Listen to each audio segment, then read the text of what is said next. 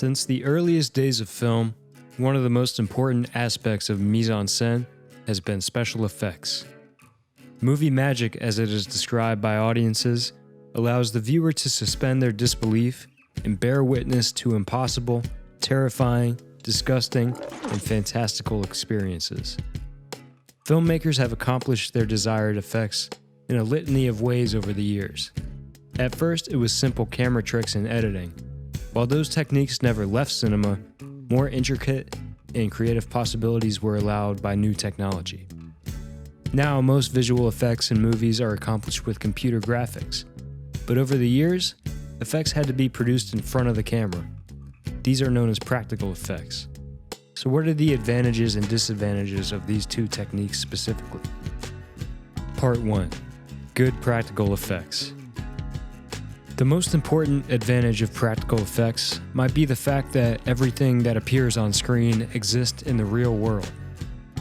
Using tactile materials allows for real-time physical reactions. We as humans pick up on this, and we can tell that the actors are interacting with things that are literally in front of them and not superimposed. We see practical effects used in on-screen explosions, squibs that squirt blood, tearing flesh, horrible creatures, etc. When practical effects are used creatively and effectively, they can create a more visceral reaction in the viewer. Part 2. Bad practical effects. The downside to using real materials to accomplish ambitious effects is that it can look cheap, rubbery, discolored, or downright fake.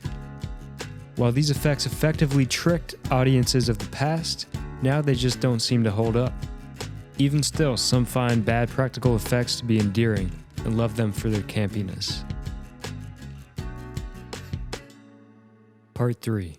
Good CGI.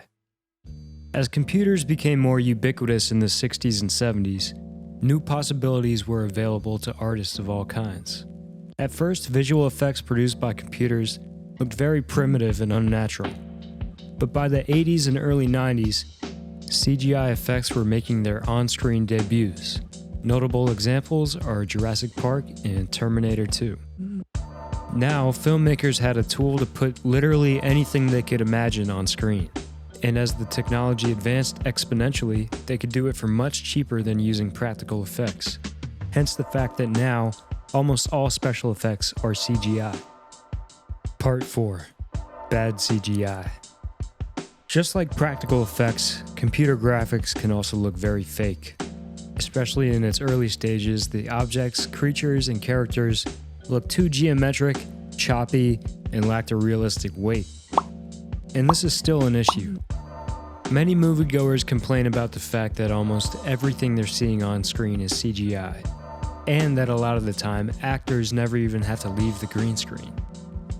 While the technology is getting better at looking more realistic, CGI seems to lack the same charm as practical effects. Actors simply can't react the same to something that they're not actually seeing in front of them and that they're having to imagine. Part 5. Blending the two.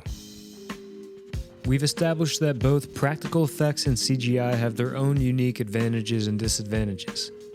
It's important for filmmakers to be aware of this and not to limit themselves to one or the other. In fact, some of the most convincing special effects created for iconic movies actually used both.